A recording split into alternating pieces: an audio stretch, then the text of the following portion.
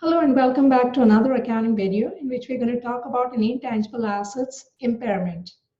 All intangible assets have to be annually checked for impairment losses. As you may recall, all assets, and now we talk about intangibles in particular, are valued as assets. The evaluation is based on future revenue generation. So if your intangible asset is not likely to generate the revenues in the future that we expect it to, we perhaps need to revalue the asset and write down the asset, take an impairment loss. So let's take a look at a quick example and see how that would be done.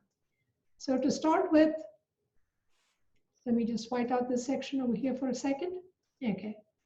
So I have an example in which I have a company that at December 31st, 2020 says that they have a copyright that they purchased at $8.6 million. The carrying amount is $4.3 million.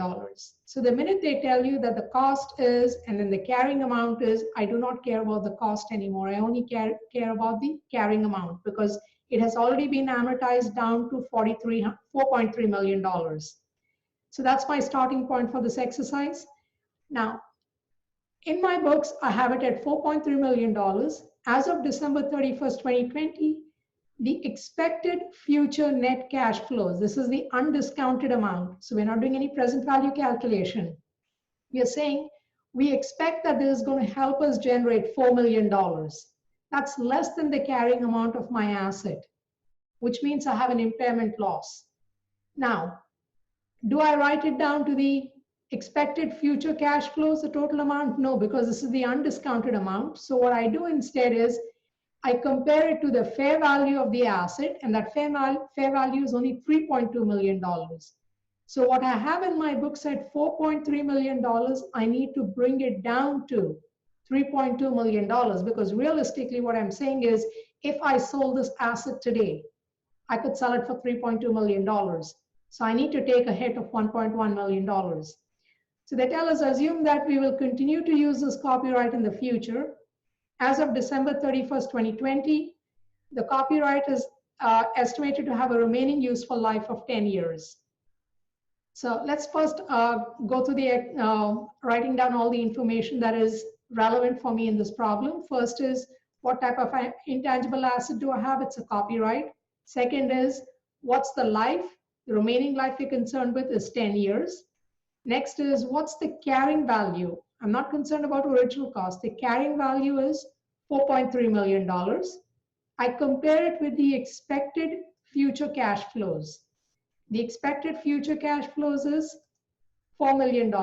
So as I already mentioned, the question I have to ask myself is this carrying value greater than the future cash flows? The answer in this case obviously is yes, 4.3 is bigger than 4 million. So do I have an impairment loss? Yes, I have an impairment loss. Okay. So now the final question I have to ask myself is what's the amount of that loss? The loss is carrying value minus future value, the fair value, sorry, not future value, fair value. So the carrying value is 4.3 million, fair value is 3.2 million. The difference between those two, 4.3 minus 3.2 is 1.1 million. That's my loss. Okay, so how do I take this loss? How do I journalize it? Very simple. Impairment loss or loss on impairment, however you want to phrase that. The key is you have that word loss. I already told you is 1.1 million. Okay, and what should I do? Remember, I'm writing down the asset, which means I'm going to credit the asset account, copyright. Okay, in my books, it was 4.3. You credited 1.1, which means I'm bringing it down to 3.2 million. Now, this 3.2 million, I need to amortize over the remaining life of 10 years. Okay, so this asset now on the same date, now that I have written it down to the fair market value, my journal entry is amortization expense debit, copyright credit. It's a 3.2 million. That's what I have it in my books now. Over 10 years, it's going to be $320,000. It's a straight line method, so fairly straightforward. So the first question was prepare the journal entry, if any, to record the impairment of the asset at December 31st, 2020. And so we've done that journal entry. Second is prepare the journal entry to record the amortization for 2021. Well, it'll be the same for all the years. So let me change the date. This is for 2021.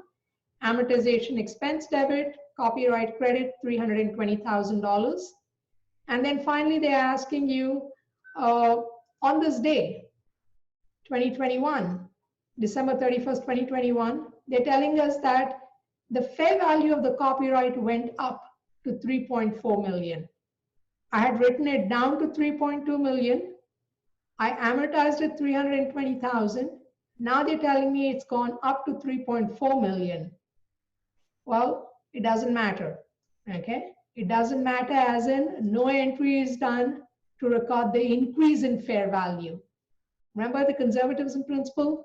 I will write it down to fair value, but I'm not going to take the number up, just as you do with inventory or anything else. You're not going to take the number up. You're not going to recover any loss that you took over here. If you're looking at an asset, property, plant, and equipment, we do impairment over there as well. What was the rule over there? What had we said? That if you took an impairment loss and the asset was just set aside as an investment, it's an idle asset, it's not being used, it's waiting to be disposed. For that asset, I can recover a loss, but not anything that's in use. And here they've told us we're going to continue using the copyright for the next 10 years. That's our expectation and hope as well, hope at least, okay? So for the third part, we're not going to recover any increase in fair value. Anything that we wrote off, and that's the end of that, okay? So impairment of intangible assets, is this a significant issue? It's a very, very significant issue. Even more than these intangibles that we've talked about, such as copyrights, trademarks, etc. Goodwill is going to get hammered really badly under the current circumstance, because companies, what they had in the past, what they had valued the acquisitions at, they all will have to be downgraded significantly. Just think of the oil industry.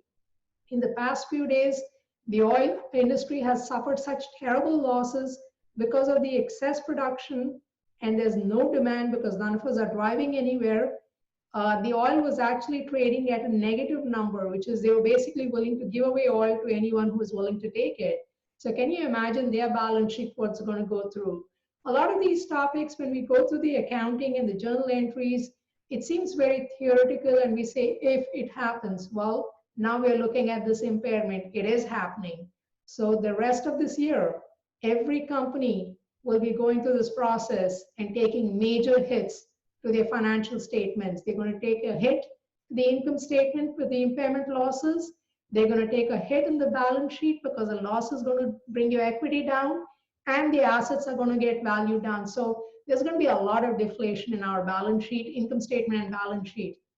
So we just need to brace ourselves. Hopefully, sometime in the future, there's going to be a little bit of recovery. But for now, that ends this particular topic on impairment of intangible assets.